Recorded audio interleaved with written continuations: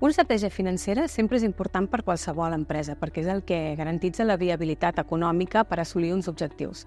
Però en particular en les entitats culturals és bàsic perquè té unes característiques molt particulars i això fa que realment sigui necessari tenir una molt bona planificació i veure com aquesta planificació i aquesta estratègia financera que hi hagi al darrere la porta cap a la consecució i a l'assoliment dels seus objectius. Per les característiques que té, és molt important que pugui garantir la diversitat de fonts d'ingressos i també que pugui gestionar correctament totes aquelles despeses que estiguin vinculades a l'activitat de la pròpia entitat cultural.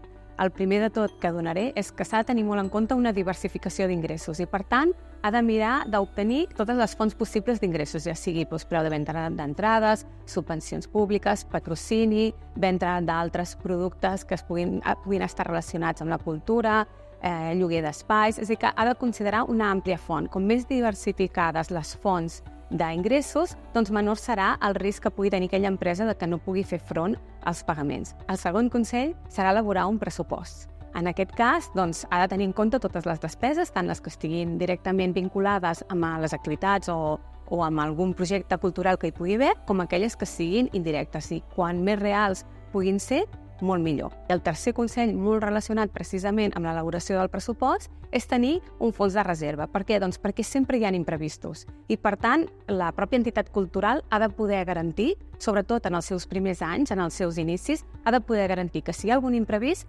ho ha de poder fer front. És molt important que dins del pressupost, per tant, s'estableixi i es defineixi un fons de reserva adequat a les característiques de cada entitat cultural.